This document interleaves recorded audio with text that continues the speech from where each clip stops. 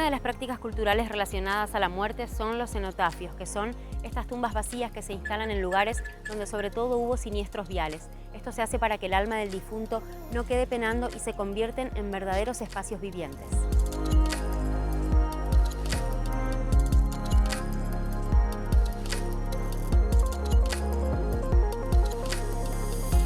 Estamos viendo estrellas amarillas pintadas sobre las rutas. Son una nueva forma del cenotafio, es decir, también señalizan el lugar de la muerte trágica.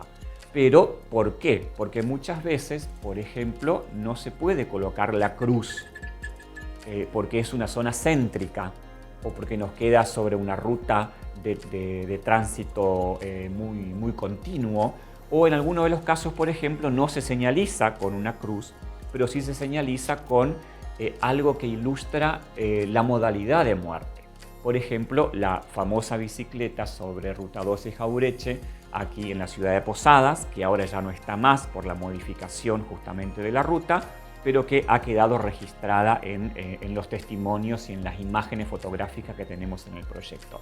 Ese lugar es un lugar de muerte, ahí ha fallecido alguien, se ha marcado ese lugar de muerte trágica ilustrando el modo de muerte, pero al mismo tiempo es un espacio de concientización y una estadística informal de accidentes viales.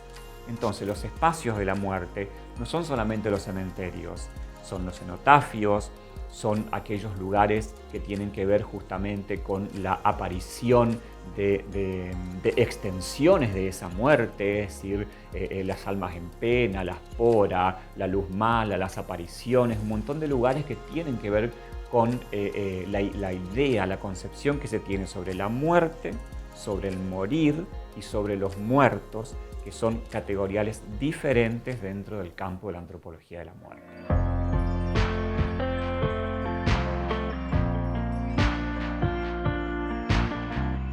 En lo que respecta a las transformaciones más significativas, obviamente que hay una muy marcada que tiene que ver con la separación progresiva, si se quiere, de la Iglesia en lo que respecta al manejo de las situaciones y los espacios de muerte, como punto principal.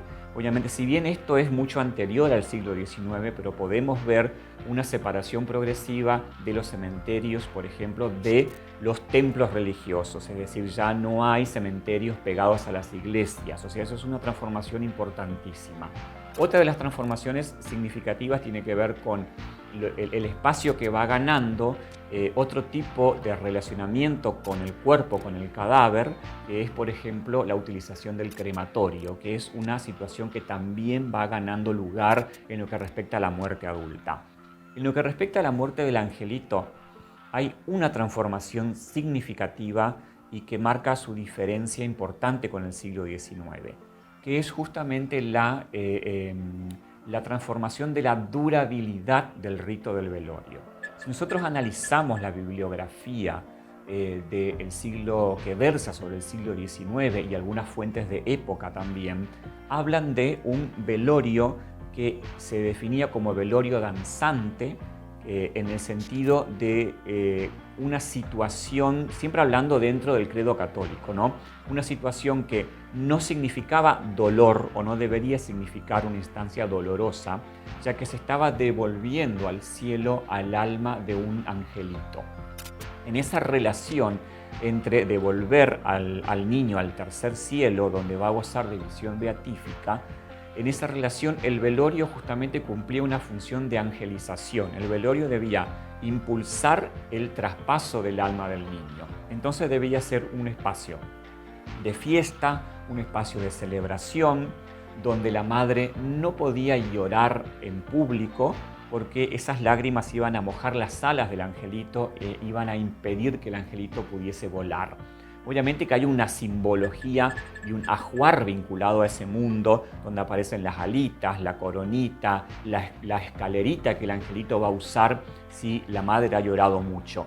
Ese velorio, así como lo describe, por ejemplo, el Torotumbo, en la situación de la niña muerta, donde el cuerpo de la niña era llevada de casa en casa y después de pueblo en pueblo, nos habla de la durabilidad de esos velorios.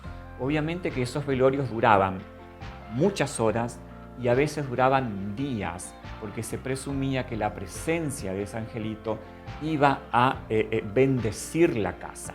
Entonces, también hay registros donde ese angelito era arrendado, era alquilado, por ejemplo, al negocio de la localidad, en algunos casos para seguir la fiesta y para que el negocio pueda vender su vino, pero en otros casos para llevar esa bendición a los diferentes sectores de esa comunidad. Ese velorio, como dicen los folclorólogos, hasta que el cuerpo del angelito aguantase, duraba horas y duraba días.